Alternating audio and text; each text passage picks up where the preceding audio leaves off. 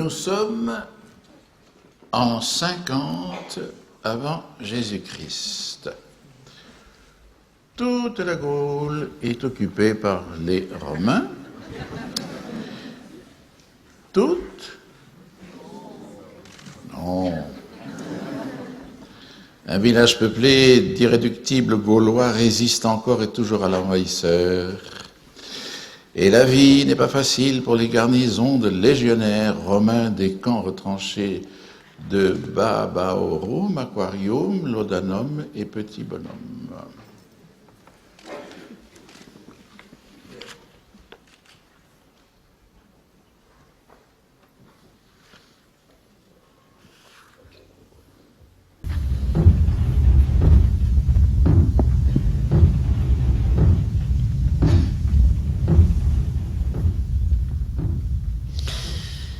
Notre ami se retourne pour un dernier signe d'adieu auquel toute l'armée répond par une formidable ovation. Durant quelques instants, l'écho répète les cris des soldats, puis le silence impressionnant des montagnes retombe sur tous. Quant à Alix, les yeux fixés sur la plaine ensoleillée s'étendant au loin, il descend vers ce pays qu'il a vu naître et qu'il ne connaît pas, la Gaule.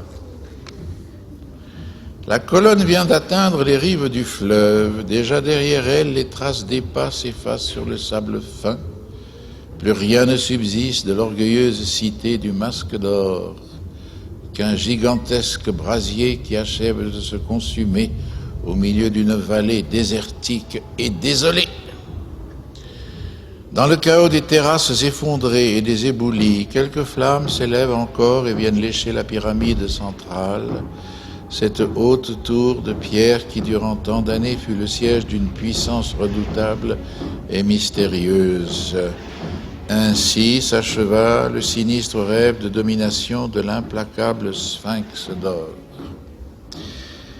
Tandis que le navire manœuvre, nos amis s'accoutent au bastingage et contemplent ce qui reste du tir. Puis le vaisseau carthaginois change de cap et s'éloigne.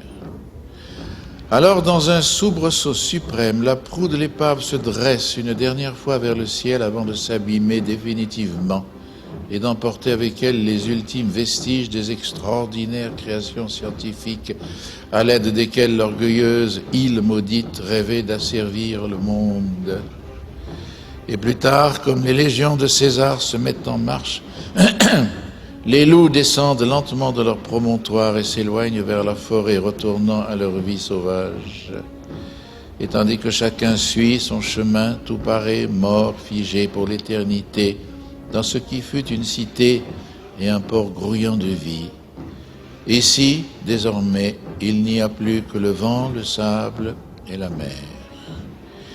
Et quand le soir tombe sur le fleuve, les innombrables bateliers qui s'affairent jusqu'aux dernières lueurs du jour sont loin de se douter que les jeunes gens qui rament en silence reviennent d'un monde qui n'existe plus.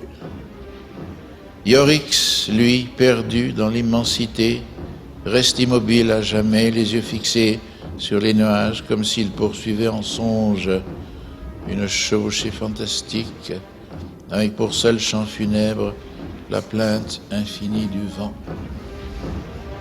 Puis, soudain, surgit un faisceau de serpents qui se lobent et se tordent avec des sifflements aigus.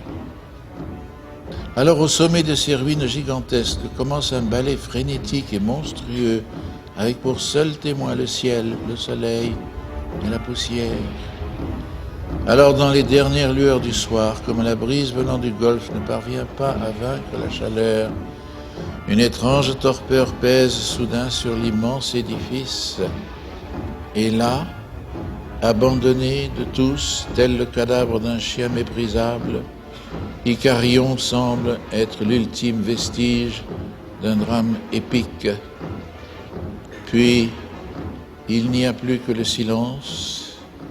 Très haut, le volcan obscurcit le ciel avec une masse fantastique de fumée, et tout au loin, le radeau, comme un point minuscule, s'efface lentement dans l'immensité.